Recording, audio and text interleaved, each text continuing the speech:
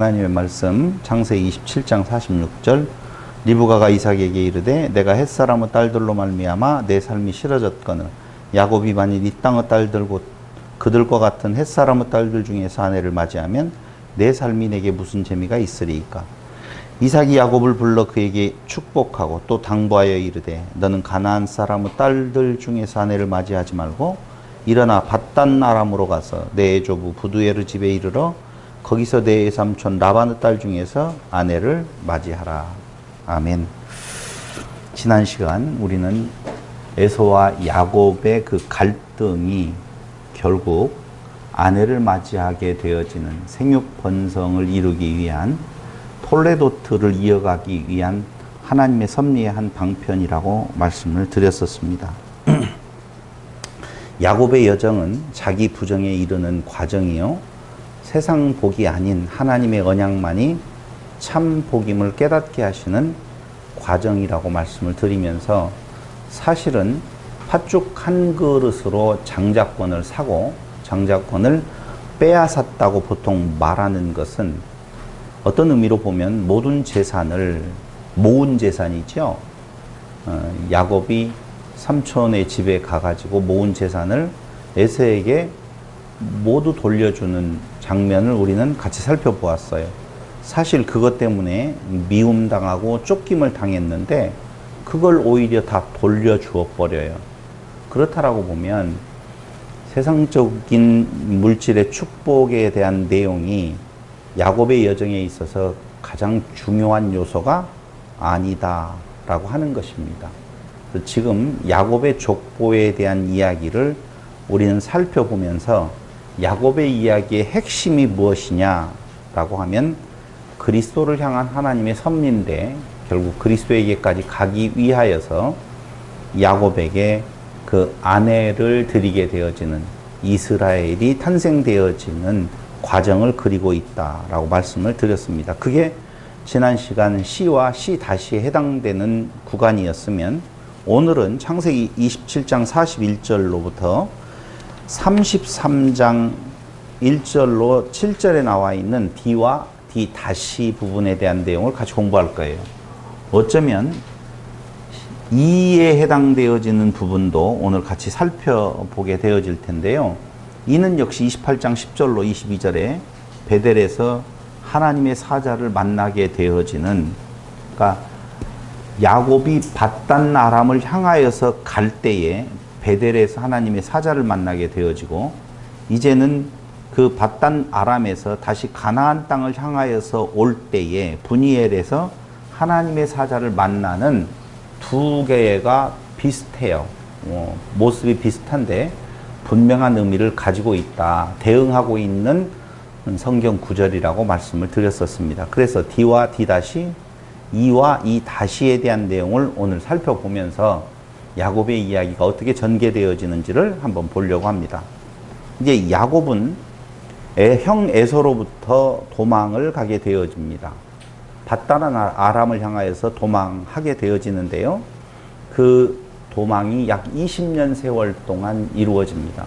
20년이 지난 뒤에는 야곱이 이제 가나안 땅을 향하여서 돌아오게 되어집니다. 에서로부터 도망을 갔다라고 보면 에서를 향해서, 즉 가나안 땅을 향하여서 돌아오게 되어진다는 것이죠. 그럼 먼저 에서로부터 야곱의 도망하는 그 모습, 밧단 아람을 향하여서 도망할 때 어떤 일이 벌어지느냐면요, 야곱이 그 리브가가 이삭에게 이르되 에서가 헷 족속의 여자 햇사람의 딸들로 말미암아서 얻은 그 며느리로 인하여서 삶이 싫어졌다, 그 말이에요. 그런데 야곱까지 만약에 이방 여인을 들여서 며느리를 삼는다라고 보면 자기는 살 소망이 없게 되어진다라고 이유를 대고 바로 에서로부터 야곱을 피신시킵니다. 그럴 때 이제 그 에서를 떠나서 밧단 아람으로 가기 전에 이삭은 야곱을 불러서 여러 가지 당부의 말과 더불어서 축복을 해줍니다. 그 축복에 대한 내용이 무엇이고 당부는 무엇이냐면은 가나안 사람의 딸 중에서 아내를 맞이하지 말라는 것이고, 두 번째 축복은요, 바로 아브라함과 이삭에게 해 주었던 하나님의 약속에 대한 내용이 야곱에게 이루어지기를 이삭이 축복을 해주고 있다, 그 말입니다. 그러니까 아브라함에게 허락하신 복, 그 복의 축복을 아버지 이삭으로부터 정식으로 지금 받고 있는 야곱의 모습을 우리는 보는 거예요. 그러니까 아버지 이삭으로부터 아브라함에게 허락하신 복의 축복을 정식으로 받고 이제 밧단 아람을 향해서 출발하는 야곱의 모습이 28장 1절로 5절에 나와 있어요. 우리는 이 부분을 보게 되어지면 어떤 성경 구절이 떠올라야 되느냐 하면은요, 지금 부모를 떠나가잖아요. 부모를 떠나가면 사실은 왜 부모를 떠나가느냐 하면은 부모가 되기 위해서 떠나가는 거예요. 그러니까 야곱의 출발점에서 진짜 중요한 목적은 어디에 있냐면은 부모 되는 거예요. 그 부모됨이 바로 아내를 맞이하는 거라고 몇 번 지금 말씀을 드렸단 말이에요. 그럼 여기에 해당되어지는 성경 구절이 창세기 2장 23절로 24절에 보면 부모를 떠나 부모로 떠나라고 하는 구절이 나오잖아요. 이 부분에 대한 성취가 지금 이루어지는 건데요. 아내를 맞이하게 되어지면은요, 씨 가진 열매 맺는 나무가 되는 거예요. 그러니까 그리스도에게까지 달려가는 목적 지향적인 삶은 결국은 씨의 전승이 이루어져야 된다라고 하는 것이죠. 그래서 야곱, 그는 가나안 땅을 떠나서 에서로부터 피해가는 것 같은, 쫓겨가는 것 같지만 하나님은 목적 지향적인 삶을 야곱으로 살게 하시는데, 그것이 바로 부모로 떠나 이제 네가 부모가 되어서 씨 가진 열매 맺는 나무가 되어라 라고 하는 뜻을 그 안에 담고 있다 라는 것이죠. 그래서 가나안 사람의 딸들 중에서 아내를 맞이하지 말라는 당부를 이삭은 해주고 있는 거예요. 그럼 왜 가나안 사람의 딸들 중에서 아내를 맞이하지 말라고 하는 건가? 사실은 성경에 보면 이방 여인들을 들여서 이방 사람들이 히브리인 중에 끼어서, 그러니까 이스라엘에 가입되어진 이방 족속들이 있단 말이에요. 누가 있어요? 기억 안 나요?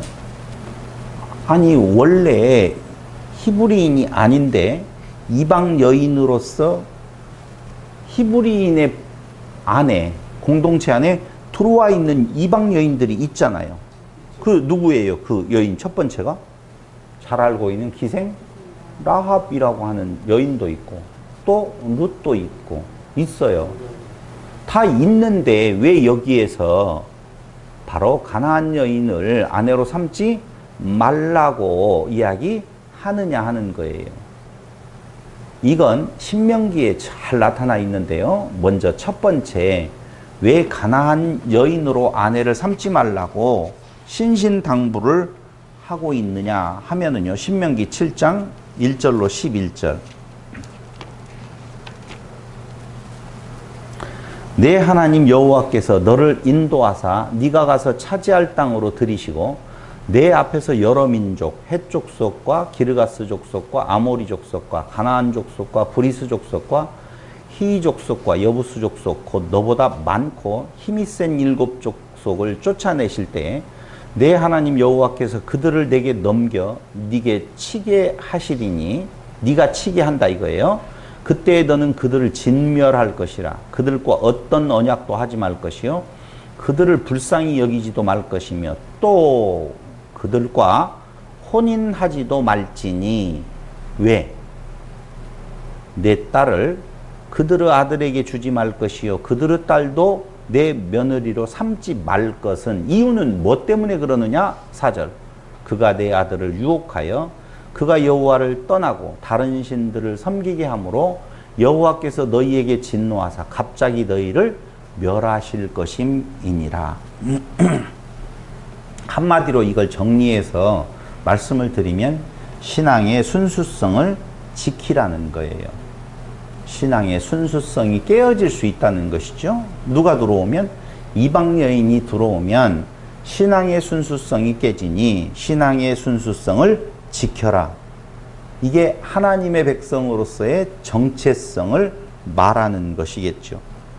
거기 6절로 7절에 보면 신명기, 너는 여호와 내 하나님의 성민이라. 내 하나님 여호와께서 지상 만민 중에서 너를 자기 기업의 백성으로 택하셨나니 여호와께서 너희를 기뻐하시고 너희를 택하심은 너희가 다른 민족보다 수요가 많기 때문이 아니니라. 너희는 오히려 모든 민족 중에 가장 적으니라. 신앙의 순수성이라고 하는 것이 무엇이냐, 이걸 아셔야 돼요. 그러니까 우리는 아시다시피 솔로몬 왕이 이방 여인들을 들여서 문제가 있었던 부분들도 잘 알고 있어요. 그렇지 않아요? 아합 왕도 역시 이방 여인을 들여서 문제가 있었던 부분도 잘 알고 있고요. 이스라엘 백성들이 이방 여인과 통혼함으로 인하여서 있었던 문제를 잘 알고 있단 말입니다. 그럼 솔로몬의 예를 들어보면 왜 이방 여인을 드리게 되어졌는가 하면은요, 다른 나라의 위협으로부터 평안을 추구하기 위하여서 이방 왕들의 딸들을 데려다가 아내로 삼아서 화친 정책을 폈단 말입니다. 근데 문제는 그 이방 여인들이 예루살렘 왕국에 들어와서 했던 일들이 다 무엇냐면요, 그들의 종교를 가지고 와서 이스라엘의 정체성, 신앙의 순수성을 깨는 일들이 일어나더라, 그 말입니다. 그럼 솔로몬은 강하고 담대하게 그걸 끊어야 되는데 끊지 않아요. 오히려 이방 여인들을 위하여서 그 이방 여인의 신전을 지어주는, 섬기는 신전을 지어주는 이런 일들이 일어나더라 라고 하는 거예요. 그러니까 이렇게 보시면 돼요. 신앙의 순수성이라고 할 때에 이스라엘 백성의 신앙과 이방 민족의 신앙은 엄청난 차이가 있어요. 그 신앙의 차이가 바로 생명나무로 먹느냐 아니면은 선악을 알게 하는 지식나무로 먹느냐라고 하는 차이라고 보시면 돼요. 그러니 이스라엘의 신앙이라고 하는 것은 그들 자체가 없고 오직 하나님만이 존재한다는 거예요. 근데 이방의 신앙들은 아니에요. 사람을 중심으로 사람을 위하여서 신이 존재한다는 것이거든요. 그러니까 완전히 다르다는 것이죠. 사람이 중심되어졌느냐 하나님이 중심되어졌느냐라고 하는 부분이 완전히 다른 모습을 갖추고 있기 때문에 이방 여인하고 같이 결혼하게 되어졌을 때 그 신들이 들어오게 되어지면 하나님 중심으로 가고 있는 이스라엘의 신앙의 순수성이 깨어진다라고 하는 것입니다. 그래서 하나님 백성으로서의 정체성, 이것을 바로 하나님께서는 간직하게 하기 위하여서 이방 여인을 드리지 말아라 라고 하는 말씀을 해 주신 거예요. 어디에서요? 신명기에서 우리는 지금 살펴보았잖아요. 근데 여기에서 우리는 한 가지 참 재미난 부분을 볼 수가 있어요. 창세기 2장 23절에 보면은요, 한번 보세요. 창세기 2장 23절.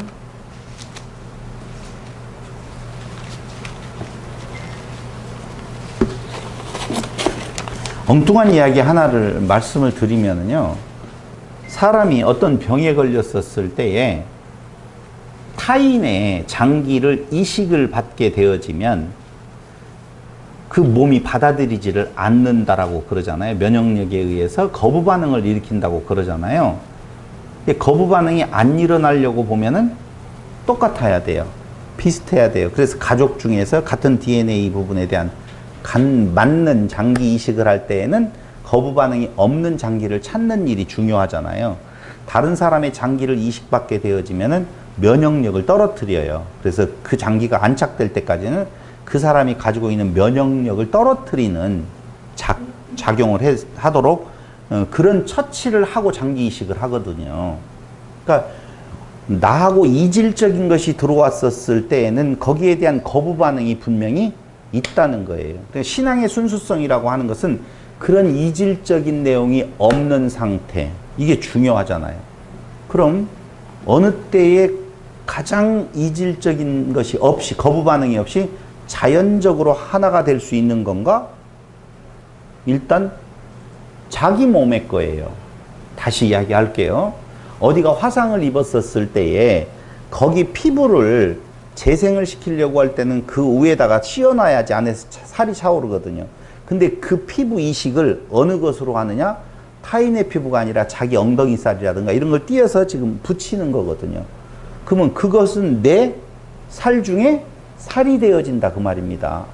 내 뼈 중에 뼈, 살 중에 살이었었을 때 하나다라고 할 때는 거부 반응이 없는 거예요. 내가 왜 이 말을 하느냐면요.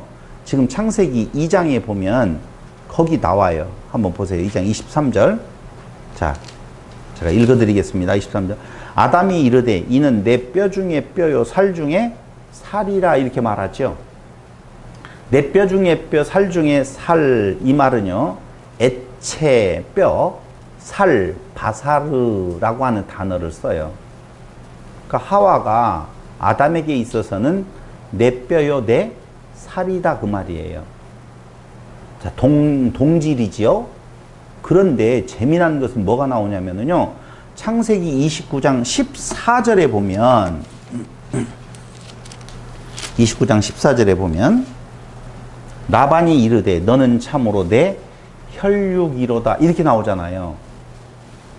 그러니까 라반이, 삼촌 라반이 누구를 보고요 지금? 야곱을 보고 너는 참으로 내 혈육이로다 이렇게 말을 해요. 이 말을 히브리 원문 성경으로 들어가서 봤더니 너는 참으로 내 혈육이로다. 내 뼈와 내 살이로다. 똑같아요.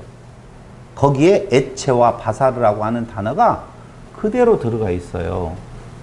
그러니 창세기 2장에서 아담과 하와가 내 뼈, 내 살이라고 한 것처럼 누구도요?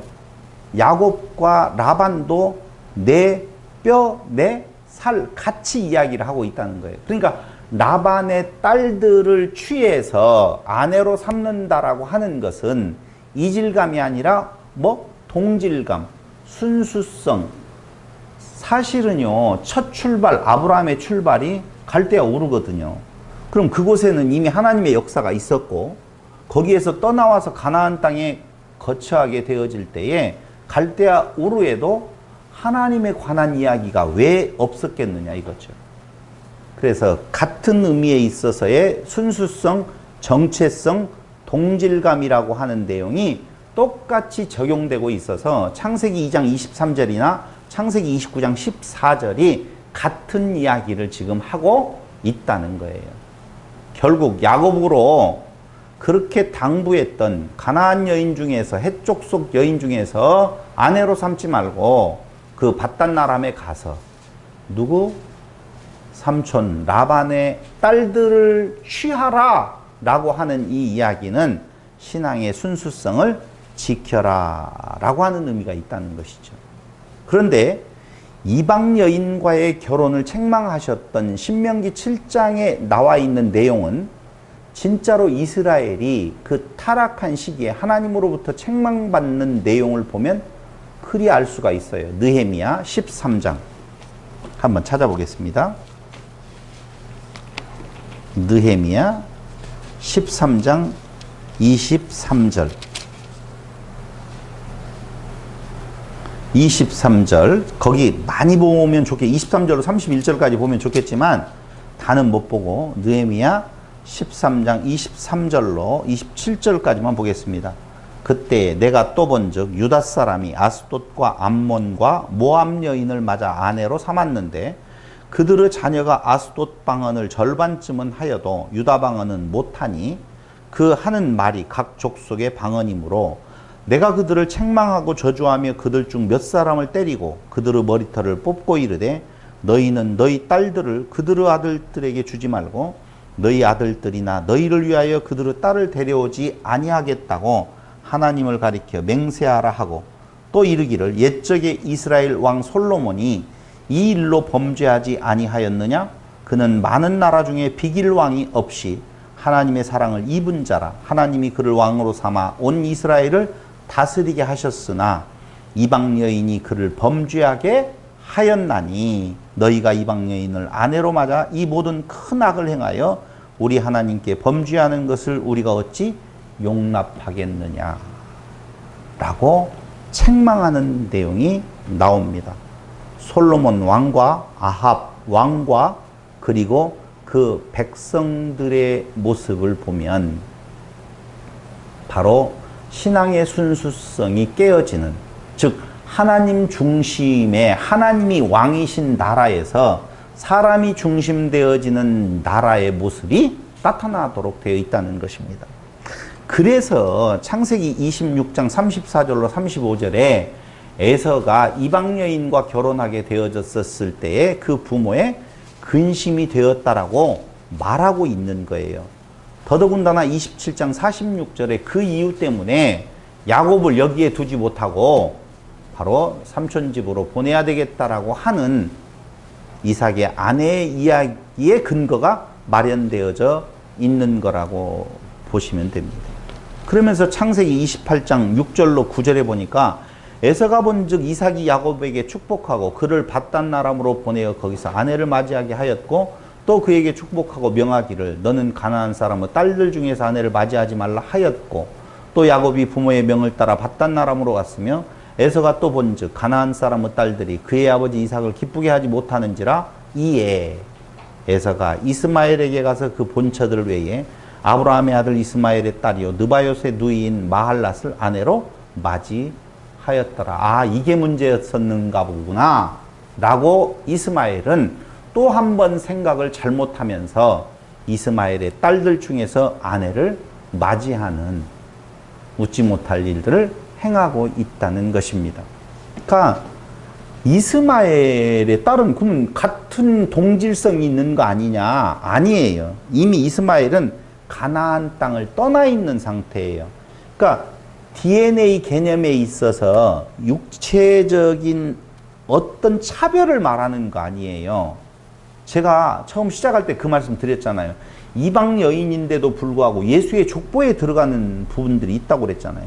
또 이스라엘이 출애굽했었을 때 그 애굽에 있었던 다른 민족들도 따라와서 신앙 공동체를 같이 형성을 했다는 거예요. 이건 DNA를 말하는 것이 아니에요. 육체의 DNA가 아니라 신앙적 DNA를 지금 말하는 거다. 근데 에서는 그걸 겉으로 봤어요. 그 이면을 보지 아니하고 겉으로 봐서 아, 이걸 싫어했구나. 내 각시들이 부모에게 이질적인 문화 때문에 잘 못하니까 이제는 동질적인 것을 원하는구나 하고 마음을 그렇게 먹고 이스마엘의 자녀들 중에서 아내로 택하게 되어지는 일을 시행하더라 그 말입니다. 아니에요. 그건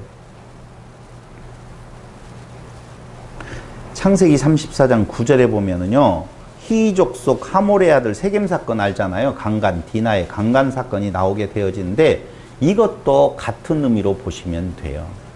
신앙의 순수성에 대한 내용이 지켜지기 위하여서 그들이 어떻게 했어요? 하나로 만들어서 우리화해버리자 그랬거든요. 우리화해버리자. 역으로 갔으면 또 모르겠어요. 화친이 이루어질 수 있는데 그게 아니더라 라고 하는 것입니다. 그래서 야곱은요, 결국 밧단 아람에 가서 그의 아내들을 어디로 데리고 오는 건가? 가나안 땅으로 데려오는 모습을 우리에게 보여주고 있다 그 말입니다. 그 다음에 두 번째로는요, 조금 전에 이야기했던 것처럼 너는 가나안 사람의 딸들 중에서 아내를 맞이하지 말라라고 하는 의미의 두 번째로는요, 친족 공동체의 본질적 의미는요, 언약 공동체라고 보시면 돼요. 자, 다시 말씀드릴게요. 친족 공동체, 처음에 그 이야기를 했잖아요. 신앙의 순수성이라고 하는 것은 이방 여인이 아니어야 된다라고 이야기했는데 그것이 꼭 혈족 개념으로서의 친족 공동체인가?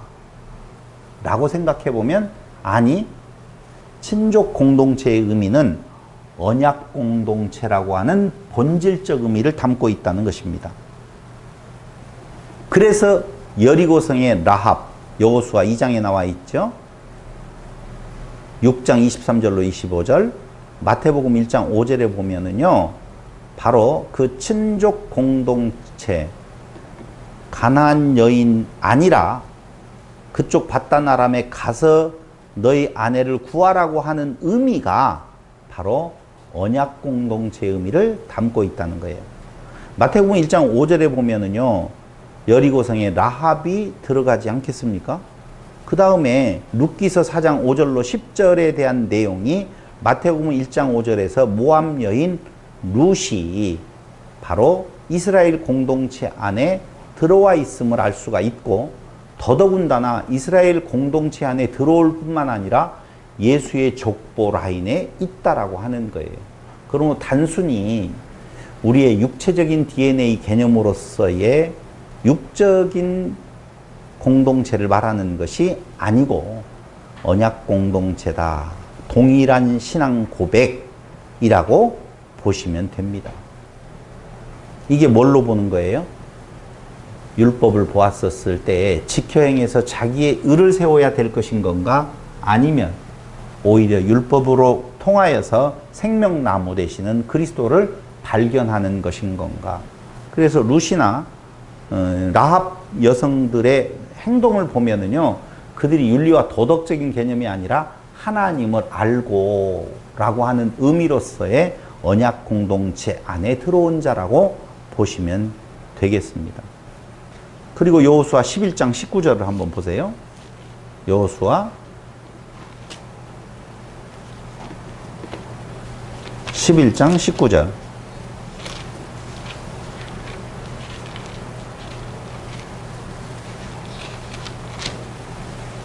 기브온 주민 히위 족속 외에는 이스라엘 자손과 화친한 성읍이 하나도 없고 이스라엘 자손이 싸워서 다 점령하였으니, 그러니까 기브온 주민은 그들과 화친하게 되어지잖아요. 또 출애굽 시에 같이 나온 이방인들, 아까 이야기했던 모압 여인 룻, 여리고성의 라합, 이들은 다 친족 공동체가 아니라 언약 공동체 안에 일원이었다, 이렇게 보는 것이 정확하겠죠. 그렇다라고 보면 방금 말씀드린 대로 D에 해당되어지는 부분은 바단 아람을 향하여서 에서로부터 야곱이 도망하는 부분을 28장 9절까지 살펴봤고요. 33장 1절로 7절에 보시면은, 창세기 33장 1절로 7절에 보면은 오히려 가나안 땅을 향하여서, 에서를 향하여서 야곱이 돌아서서 오는 내용이 거기 33장 1절로 7절에 나와 있다는 것입니다.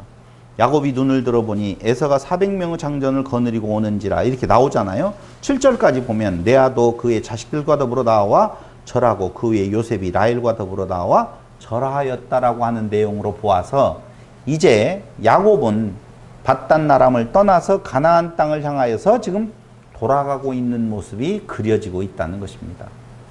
오늘 제가 어떤 목사님의 그 설교를 교회 오기까지 잠깐 차 속에서 제가 들어봤어요. 요 대목에 대한데요. 이 대목이라고 봐야 되죠. 다시 돌아오게 할 것 같으면 왜 보내느냐 이거죠. 참 하나님 희한하시지.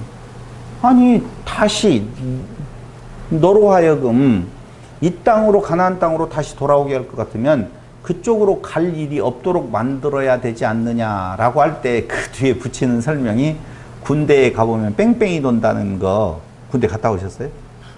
갔다 온 걸로 하신다라고 보면 연병장을 그냥 할 일 없이 도는 것이 뺑뺑이 돌린다라고 그러거든요. 근데 그 뺑뺑이 돌리는 것이 굉장히 큰, 남자들은 그 의미를 안다는 것이죠. 뭐 훈련의 의미라고 하는 건데, 아니에요. 그런 의미 아니에요.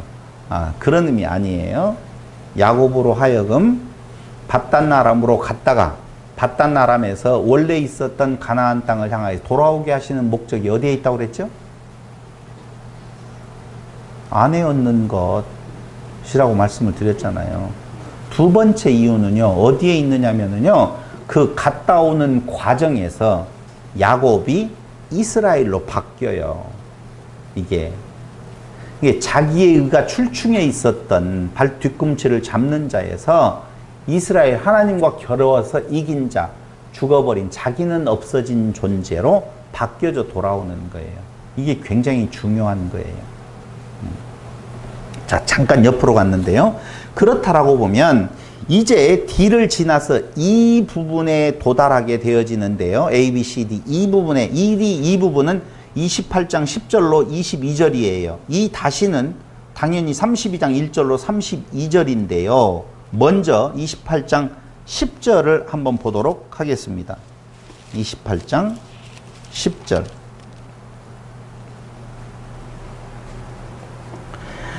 야곱이 브엘세바에서 떠나 하란으로 향하여 가더니 한 곳에 이르러는 해가 진지라 이렇게 나옵니다. 자, 밧단 아람에 도착하기까지의 여정이 이제 그려져 있어요. 여정이 그려져 있는데 거기 보시면은요, 그 밧단 아람을 향하여서 가는 야곱의 앞길은 어둠 속으로 들어가는 것으로 보시면 돼요. 거기 11절 한 곳에 이르러는 해가 진지라 이렇게 나오잖아요.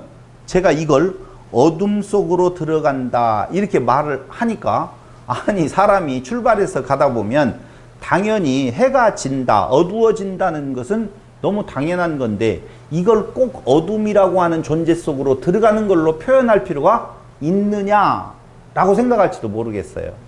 있어요, 분명히. 왜냐하면 여기 밧단나람을 향하여서 가고 있는 야곱의 발걸음에 한 곳에 이르러는 해가 진지라 이렇게 표현했다라고 보면 당연히 밧단 아람에서 나와서 이제 가나안을 향하여서 올 때에는 해가 지겠어요? 해가 돋겠어요? 네, 해가 돋아요.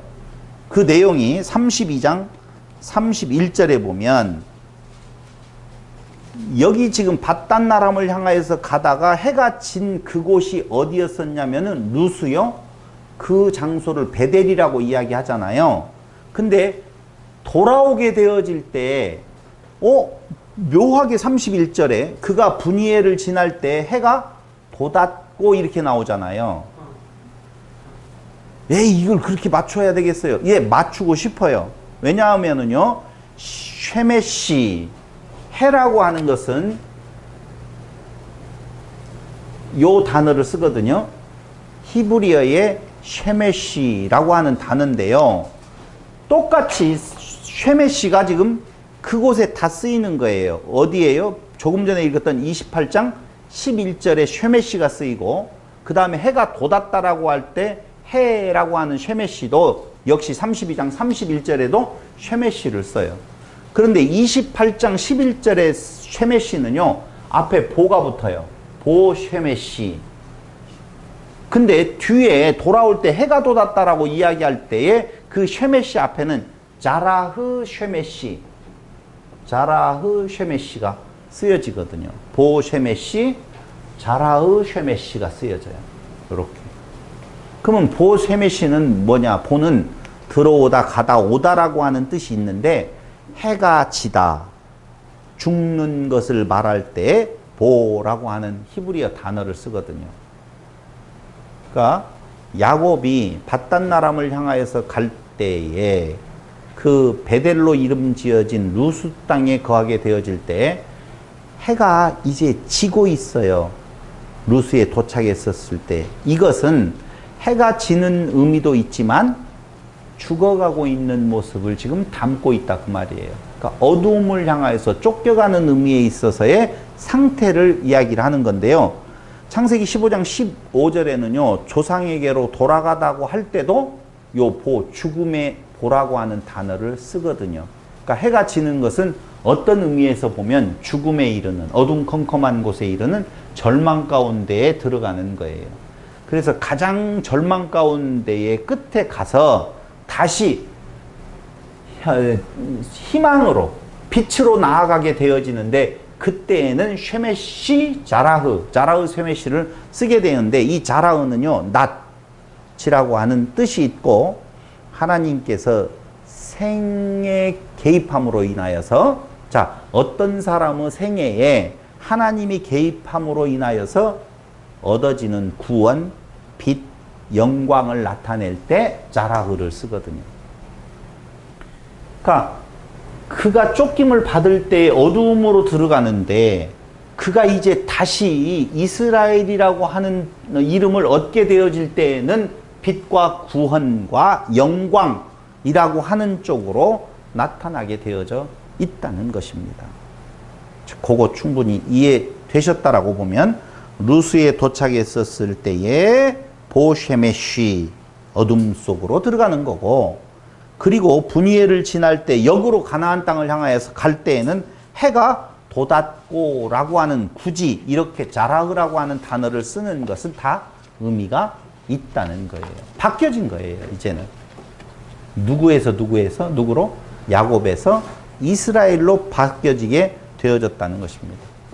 두 번째로는요, 하나님의 사자를 만나고, 그러니까 밧단 아람에 도착하기까지는 첫 번째는 어둠 속으로 들어갔고, 두 번째로는요, 하나님의 사자를 만나고 여호와 하나님의 약속을 받는 장면이 나옵니다.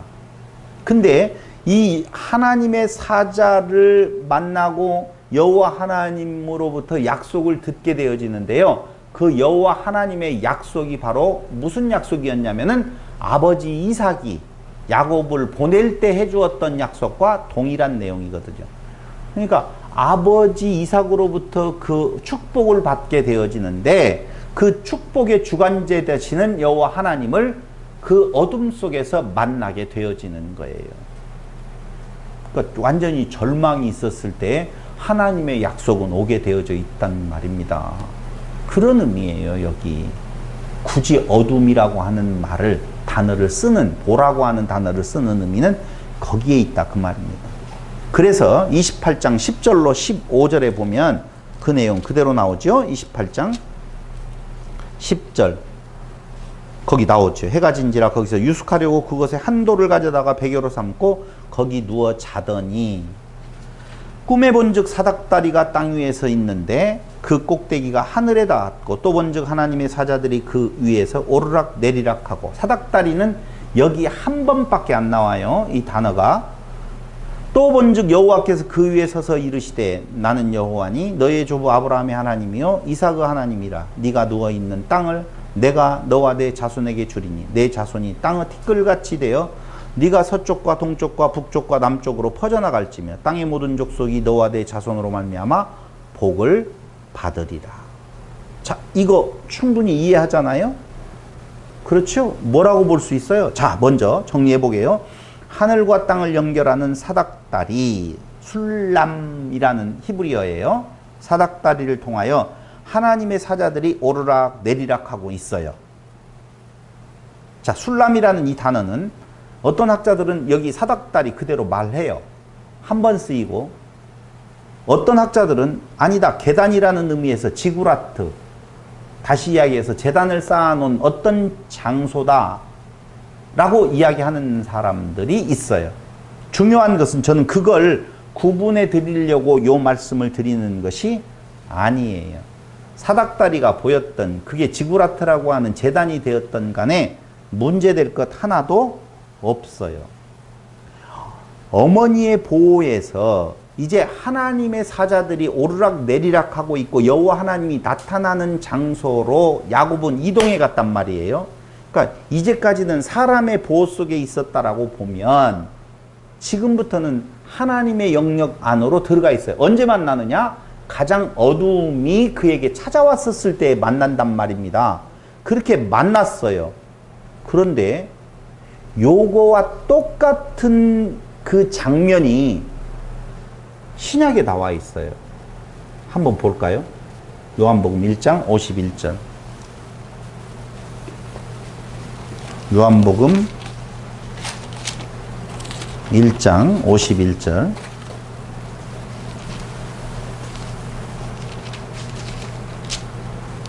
또 이르시되 진실로 진실로 너희에게 이르노니 하늘이 열리고 하나님의 사자들이 인자 위에 오르락 내리락 하는 것을 보리라. 이렇게 나오잖아요. 하나님의 사자들이 인자 위에 오르락 내리락 하는 거. 그러니까 하나님의 사자들이 오르락 내리락 하는 걸 보면은 그분이 누구냐면은 인자예요. 하나님의 아들이란 말입니다. 자, 이해됐죠? 그런데 왜 제가 이 51절에다가 딱 못을 박았냐면은요, 그 앞에 구절을 보면 거기 나다나엘이 대답하되 랍비여 당신은 하나님의 아들이시요 당신은 이스라엘 임금이로소이다. 자, 예수님을 보고 나다나엘이 하나님의 아들 이스라엘의 임금이라고 이야기를 했어요. 그러니 예수께서 대답하여 이르시되 내가 너를 무화과나무 아래에서 보았다 함으로 믿느냐? 이보다 더 큰 일을 보리라. 진실로 진실로 너희에게 이르노니 하늘이 열리고 하나님의 사자들이 인자 위에 오르락 내리락 하는 것을 보리라. 그러니까 하나님의 사자들이 누군가 위에 오르락 내리락 하고 있으면 그는 누구다는 거예요? 그는 하나님의 아들이시요 이스라엘의 임금이라 그 말이에요. 그거 제가 말하는 거 지금 이해하셨죠? 그러니까 야곱 위에 하나님의 사자들이 오르락 내리락 하는 내용을 지금 나다나엘의 고백을 통하여서 우리는 무엇을 알 수 있는 건가? 야곱이라고 하는 존재가 하나님의 누구로? 아들로. 또 다른 축복은 그에게서 왕이 나실 부분에 대한 내용을 보고 있는 거예요. 근데 보세요. 야곱이 그곳에 도착해서 돌을 하나 취해가지고 돌베개하고 잠을 잤단 말입니다. 근데 그 하나님을 만나고 난 뒤에 그 돌을 가져다가 무엇을 세웠어요? 기둥을 세우고 거기에서 하나님께 예배를 드렸다 이렇게 나온단 말이에요. 그럼 그게 작은 의미로서의 성전이라고 볼 수가 있잖아요. 성전은 누구예요? 예수지요, 당연히. 그러니까 그 돌이 세워진 그곳은 바로 예수가 계신 곳이다 그 말이에요. 그러니까 그 어두움 속에서 야곱은 누구를 만났느냐? 예수를 만나서 그가 예수와 하나 되어지면 하나님의 아들로서 출발이 지금 시작되어지는 거예요. 그러니까 우리도 역시 마찬가지예요. 하나님의 아들 되어서 세상을 출발하게 되어지면 하나님의 아들의 완전성을 갖는 것이 아니라 점진적으로 자라나는 부분에 대한 내용이 있고 돌아오게 되어질 때에는 빛 가운데에서 야곱이 완벽한 무엇로 바뀌어요? 이스라엘로 바뀌게 되어졌다. 하나님과 싸워 이긴 자다. 그럼 제가 여기 완전한 이스라엘로 바뀌었다라고 할 때 그 완전한 이스라엘의 의미가 뭐냐 그 말이에요. 네, 여기 있어요. 완전한 이스라엘이라고 하는 것이 이스라엘 이렇게 하죠. 이스라엘의 의미가 뭐냐 이거죠. 우리는 그리스도가 되었다라고 이야기를 하고 이스라엘이 되었다라고 이야기를 하는데 이게 무슨 의미를 가지고 있는지를 잘 몰라요.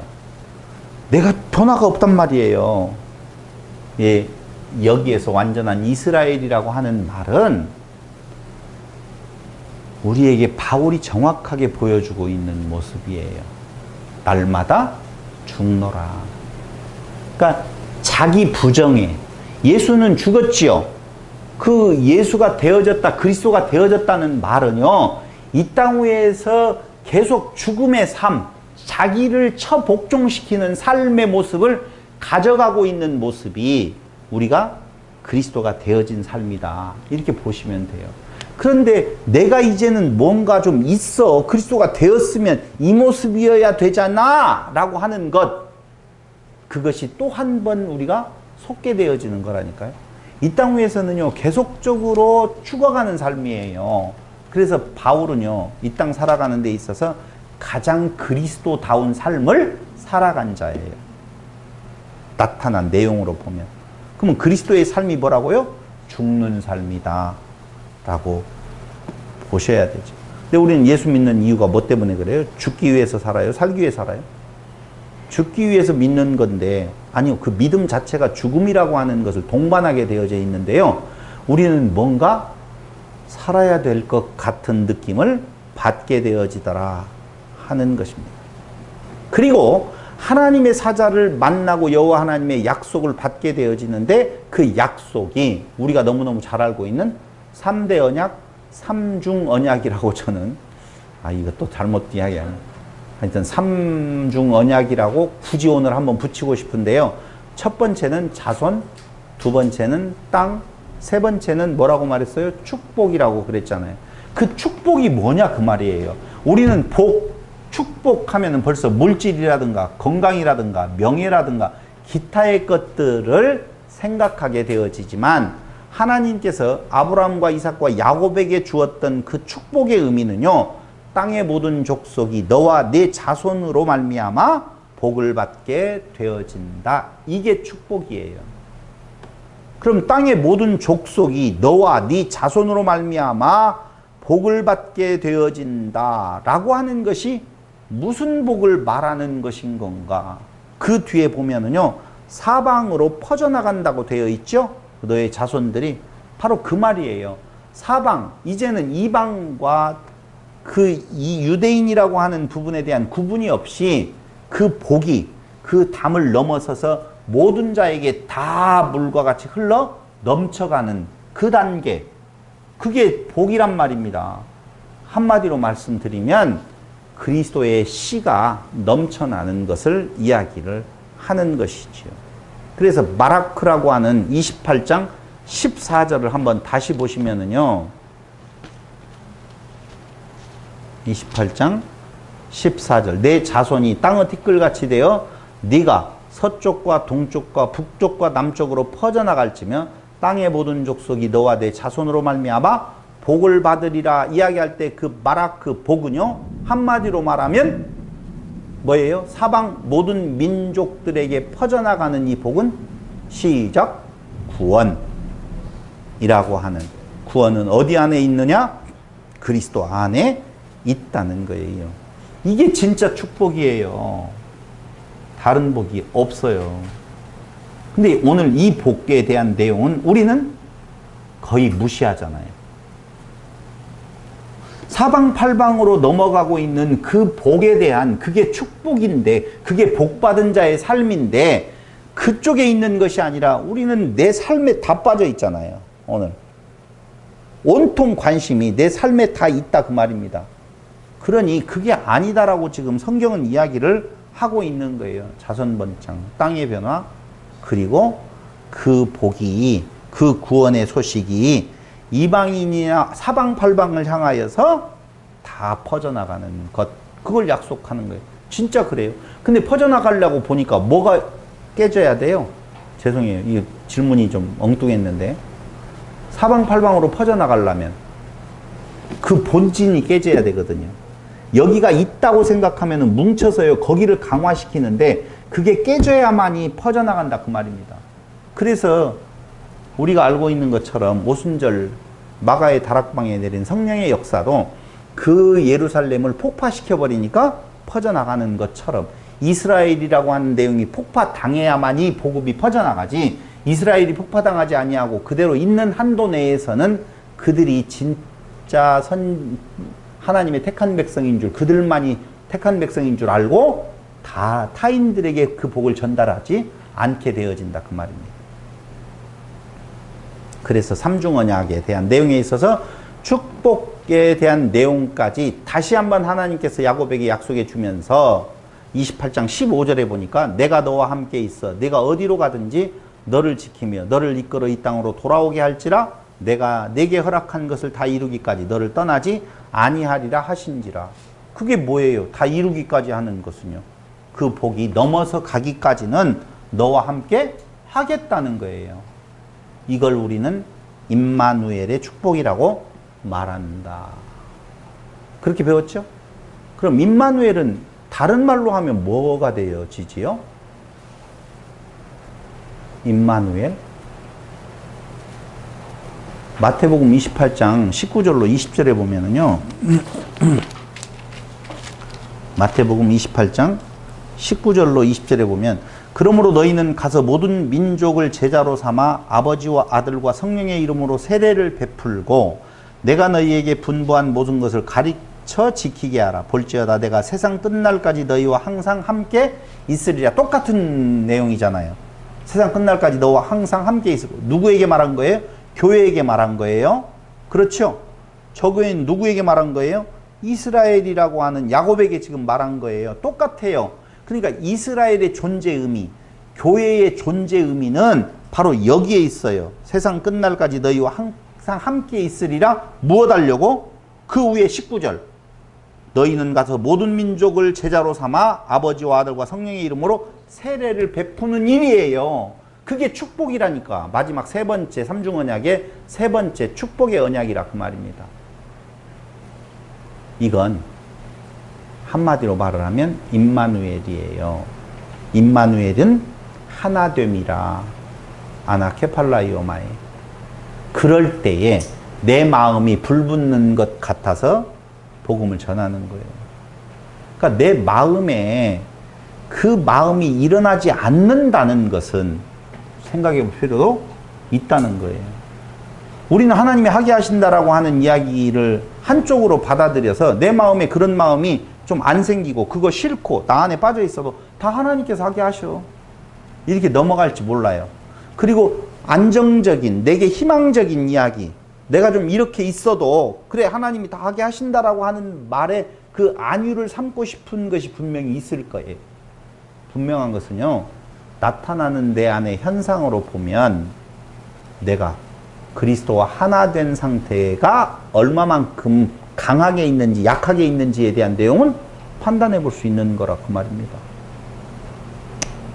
이렇게까지 꼭 말을 해야 되는지는 잘 모르겠지만 그래요. 그건 어쩔 수 없어요. 그래서 오늘 그곳을, 그 땅은 루스 땅이거든요. 루스라고 하는 것은요, 아직 가나안 안에 있는 땅이에요. 근데 편도나무라고 하는 뜻이 있지만 별 의미가 별로 없어요. 편도나무가 무슨 특별한 의미가 있는 건 아니거든요. 그냥 평범한 땅인데 그곳이 무슨 땅으로 바뀌는 건가? 별 의미 없는 땅에서 베델이라고 하는 이름, 하나님의 집으로 바뀌어지더라 그 말입니다. 그곳이 곧. 근데 그 하나님의 집이라고 하는 베델은요, 17절에서 두려운 곳이라고 야곱은 말해요. 이 두렵다라고 하는 야레는요, 두렵다라고 하는 뜻도 있지만 경외하다라는 뜻도 있거든요. 이게 경외의 장소예요. 그분만이 찬양을 받으실 분이다라고 하는 거거든요. 베델은요. 그럼 베델, 하나님의 집은 어디를 말해요? 교회, 그리스도 안, 우리들도 하나님의 집 안에 지체잖아요. 그럼 거기가 어느 곳이에요? 경외의 곳이죠. 여호와께서 계시는 곳이다라고 16절에 말하고 있죠. 또 17절에는요. 그곳이 어디라고 말하느냐? 하늘의 문이라고 하는데 그 하늘이라고 하는 단어의 샤마임은요. 단수가 아니라 하늘들이라고 하는 복수를 쓰고 있어요. 그러니까 그 베델이라고 하는 그곳에 바로 하나님이 거기에 계시는 곳이요. 경외의 장소요. 하늘의 문이요 라고 한다라고 보면 아시다시피 그곳은 어디를 말하느냐? 어디예요? 그리스도 안에를 말한다 그 말입니다. 히브리서 10장 19절로 20절 한번 보실래요? 히브리서 10장 19절로 20절 제가 읽어드리도록 하겠습니다. 19절로 20절에 보면 그가 하나님이 10장인데 11장을 읽으니까 안 나왔어요. 10장 19절 그러므로 형제들아 우리가 예수의 피를 힘입어 성소에 들어갈 담력을 얻었나니 그 길은 우리를 위하여 휘장 가운데로 열어놓으신 새로운 살 길이요 휘장은 곧 그의 육체니라. 어딘지 알겠죠? 하늘의 문. 요한복음 10장 7절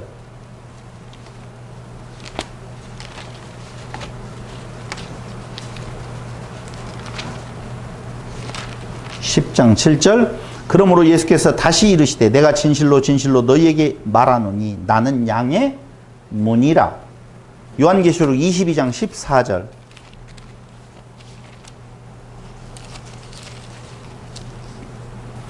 자기 두루마기를 빠는 자들은 복이 있으니 이는 그들이 생명나무에 나아가며 문들을 통하여 성에 들어갈 권세를 받으려 함이로다. 여기 마태복음 27장 50절로 51절에 보면 마태복음 27장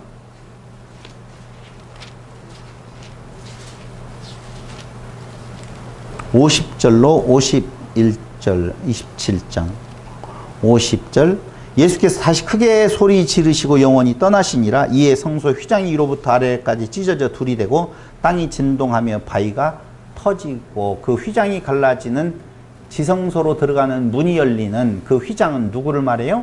예수 그리스도를 말하는 줄 우리는 너무 잘 알고 있죠. 마지막 한 절만 찾아보겠습니다. 시편 118편 19절로 21절. 시편 118편 19절로 21절.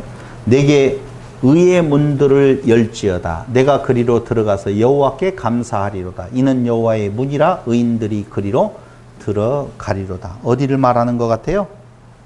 주께서 내게 응답 나의 구원이 되셨으니 내가 주께 감사하리로다. 예수 그리스도를 말한다 라고 하는 거예요. 그러니까 두려운 곳, 여호와께서 계시는 곳, 17절에 하늘의 문, 베델이라고 하는 어디에서 만났다는 거예요? 하나님을 그리스도 안에서 만나게 되어졌다라고 하는 거예요. 그래서 베델은 결국 성전이 세워지는 것이요, 그것이 바로 예수를 가리키는 것이다 라고 하는 거예요. 복음송, 임재라고 하는 복음송이 있는데요, 하늘문을 여소서라고 하는 부제가 달려져 있어요. 하늘문을 여소서, 임재. 그러니까 하나님의 임재하시는 곳, 하늘문이 열리는 곳, 그곳은 예수 그리스도 아니다 보시면 돼요. 그래서 그곳에서 베개 삼았던 돌로 제단을 쌓고 경배 드리는데 그 돌이 예수 그리스도. 모두 다 그걸 말하는 거예요. 그러면서 28장 22절에 야곱은 10분의 1을 드리겠다라고 서원을 하게 되어집니다. 아시다시피 이걸 11조 드리겠다라고 하는 말로 들어서는 안 돼요. 그렇게 다시 이곳으로 돌아오게 하신다라고 하면 그 모든 일들은 다 하나님의 하신 일이군요 라고 하는 고백으로 하나님 앞에 서겠다라고 하는 것이 22절. 내가 기둥으로 세운 이 돌이 하나님의 집이 될 것이요, 하나님께서 내게 주신 모든 것에서 10분의 1을 내가 반드시 하나님께 드리겠나이다 하였더라. 이건 서원이라고 보기보다는 고백이에요. 맞습니다 라고 하는 고백을 하겠다라고 바울은 말하면서, 이제 인간의 은은, 이것 가만히 한번 보시라고요. 봐봐요. 인간의 은은 가나안에서 점점 멀어지고 있어요. 그러니까 야곱일 때에, 그 욕심 많을 때에, 자기의 의를 세우고자 할 때에는 그가 가나안으로부터 쫓겨나서 점진적으로 멀어져 가요. 그곳에는 누가 있느냐? 에서가 있단 말입니다. 에서가 차지하고 있어요. 지금 가나안은 누가 차지하고 있어요? 에서가 차지하고 있어요. 야곱은 점진적으로 가나안에서 멀어져 가고 있단 말입니다. 왜요? 그 의가 가득히 그 안에 있었을 때. 그런데 밧단 아람으로 갔다가 20년이 지난 뒤에 다시 가나안으로 올 때에는, 그때에는 자기가 없어요. 나 아닙니다. 아까 이야기했던 10분의 1을 드리겠습니다 라고 하는 말은 내가 아닙니다 라고 하는 고백이 그에게서 나올 때에는 하나님의 의가 그 안에 담겨져 있다라고 보면 하나님의 의는 가나안으로 점점점 가까워진다 라고 하는 것이고, 그때에 그곳에 있었던 에서는 그 가나안을 떠나게 되어져 있다 그 말입니다. 그러니까 그걸 에서와 야곱은 하나라고 그랬잖아요. 그러니까 마찬가지예요. 우리도 그 에서의 모습, 처음에 야곱의 모습으로 있었을 때에는 가나안을 떠나가야 되고, 이스라엘이라고 하는 하나님과 겨루어 이긴, 자기가 죽어버리면 가나안 땅에 들어가 있다고 보시면 돼요. 20여 년의 멀고 길고 그리고 험난했던 그 여정, 그것이 바로 28장 11절에 나오고 있는 해가 진지라 라고 하는 그 출발점에서 그곳은 베델로 변해 있었고, 그것이 돌아오게 되어질 때에는 같은 장소에 이르렀을 때 분이엘이라고 이야기를 하잖아요. 그렇죠? 분이엘이라고 하는 뜻은 무엇이 있나요? 혹시 알고 있나요? 하나님의 얼굴이라는 뜻이 있어요. 하나님의 얼굴을 보았다라고 하는 의미거든요. 그러니까 가나안, 즉 약속의 땅으로 돌아올 때에는 같은 장소에 이를 때에 해가 돋았다, 구원, 빛, 영광, 자라흐라고 하는 단어를 쓰고 있다는 거예요. 그러니까 자기가 죽으면 영광이지만 자기가 살아있으면은 뭐가 되어져요? 아까 해가 어두워진 상태, 어둠이 깔려진 상태, 해가 진지라 라고 하는 상태에 빠지게 되어진다는 것이죠. 야곱은 하나님의 사람, 즉 이스라엘이 되어 있었다라고 하는 것입니다. 우리가 잘 아시는 이름 중에서 아브람, 고귀한 아버지, 아버지는 높임 받으신다 라고 하는 이름에서 아브라함, 많은 무리의 아버지, 열국의 아버지로 바뀌는 것을 볼 수 있었고, 야곱이라고 하는 발 뒤꿈치를 잡은 자, 자기의가 있는 자에서 이스라엘이라고 하는 하나님과 싸워 이긴 자기 죽어버린 모습. 이것이 바로 야곱의 여정에서 두 가지 근본적인 목적은 아내, 다시 말씀드리면 자기의 짝을 찾아가는 그리스도에게까지 가려는 데 있어서의 씨 가진 열매 맺는 나무로서의 역할이 중요한 내용이지만 그 과정을 통해서 하나님께서 하시는 이야기는 무슨 내용인 건가? 바로 야곱은 없애고 이스라엘로 다시 태어나게 만드시는 역사를 해나가시고 있다는 것입니다. 이것이 바로 D에서 E로 넘어가서 E와 이 다시라고 하는 부분이고요. 다음 시간에는 F와 G, H 누가 태어나게 되어져요? 요셉이 태어나는 것을 중심으로 해서 가나안 땅을 향해 가고 있는 야곱. 결국은 이 요셉이 태어남으로 말미암아 야곱의 이야기에서 요셉의 이야기로 마지막 창세기에 대한 내용은 다 기록되어져 있어요. 그럼 요셉이 태어나는 것은 무엇을 준비하는 거예요? 바로 하나님의 약속이 이루어지기 위하여서 애굽으로 보내는 하나님의 역사가 지금 이어가고 있다는 것을 말해주고 있는 것입니다. 그러니까 창세기는 이제 다 끝났어요. 요셉의 이야기를 통하여서 애굽으로 내려가는 준비되어지는 그 부분까지 가면 그 다음부터는 애굽에서 이제 다시 나타나게 되어진 400년 후에 출애굽기가 이어지게 되어져 있다는 겁니다.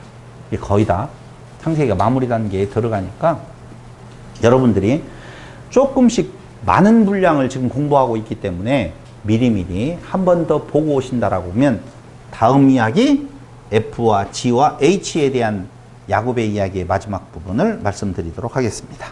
기도드리겠습니다.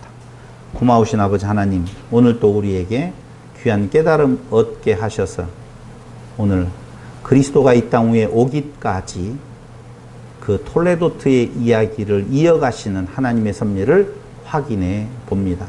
신앙의 순수성이라고 하는 것과 인간적인 욕심이 마찰되어지는 그곳에서 어두움과 빛이 나누어진다는 것을 다시 한번 확인하였사오니 오늘 우리의 마음속에 도사리고 있는 우리를 드러내고자 하는 그 마음, 성령의 역사로 깨끗한 말로 다 태워주시고 그리스도의 마음, 우리를 죽이어서 우리 스스로가 없어지는 하나님의 아름다운 역사가 우리 안에 날마다 일어나기를 간절히 바라오며 예수님의 이름으로 기도드립니다. 아멘.